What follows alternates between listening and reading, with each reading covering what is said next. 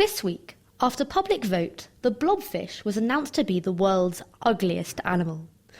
The poll was run by the Ugly Animal Preservation Society, a group of scientists and comedians who aim to champion the conservation of the more, shall we say, aesthetically challenged members of the animal kingdom. Although primarily a comedy show, the Society also highlights the difficulties and importance of conserving some of the world's less attractive creatures. I caught up with Simon Watt, President for Life of the Society, along with some other members of the cast after their show in Newcastle this week, to find out more about the project.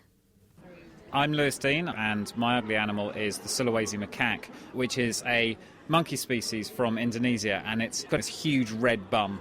It can write Shakespeare. They've put a typewriter in a cage and made them type Shakespeare, and that's why you should vote Sulawesi macaque for ugly animals. My name is Sarah Bonetto, and I'm here to venerate the endangered flightless dung beetle. There are 3 different types of dung beetles. There are rollers, there are tunnelers, and there are dwellers. And dwellers are by far my favourite because they live in actual manure, which makes it quite hard to date a dung beetle because they just take you back to their flat and they'd be like, so, this is my shit, and then she would be like, oh, I love what you've done with it. Brown is so versatile. So, Simon, obviously this is a fantastic comedy show and it was a really great night, but there's obviously a slightly more serious angle to this in that these animals are, I imagine, somewhat underrepresented in the preservation campaign. So exactly what inspired you to come up with this as a way of promoting that? Well, you've hit it on spot on, because we've got sort of 2 aims. So the first thing was to actually get talking about species that are often neglected. I've got nothing against pandas, as much as I pretend that I have. Just that they have their champions. The species that we talk about don't. So if we bear in mind that we think about 200 different species are going extinct every single day, then we have to talk about the wider issues. This is going to be a big problem. The biodiversity of our planet crashing is disastrous. So we want to talk about these. And then the other thing, bearing in mind that that is a deeply depressing, horrible subject, we'll have some fun with it. If you have an interest in conservation, it's pretty much just asking to be punched in the face on a daily basis. It's really... it just grinds you down. So to try and make it a comedy night was so that we would have fun and people won't switch off from these messages. That's the aim. Now we've taken it a bit further. So thanks to help from the National Science and Engineering Competition, we've made some videos. youtube.com/ugly animal. You can even see videos we've made. Some of them have an educational bent. They can be used in schools and things. And some are just, again, to rejoice in the weirdness and wonderfulness of the animal kingdom. Hello, my name's Steve Cross. Tonight I've been representing the naked mole rat in what I have to say has been a travesty of a vote.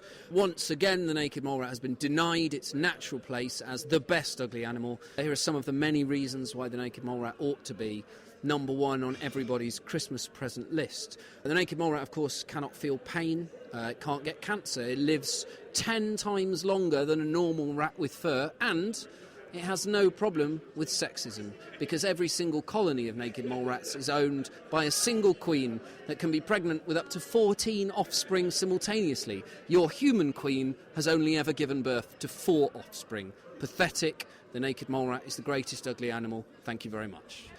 And I've had an absolutely fantastic night. What's your response been like from the public? Have you seen a dramatic increase in people out there trying to preserve these weird and wonderful and ugly creatures? Well, yeah, so there's been a couple of sort of changes. First off, people do want to get involved. So we've got lots of comedians and people who want to come and help out and take part in it. And we're getting people sending me all sorts of things, like raps about endangered species, drawings, artwork made out of snail trails, that kind of stuff.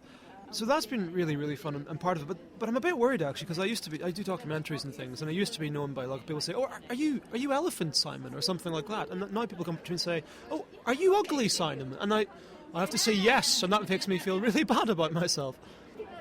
Other than the self-image thing, are you seeing some really positive things coming out of this programme and this show? It's just getting people talking about things that we weren't talking about before, and it matters, so we have to.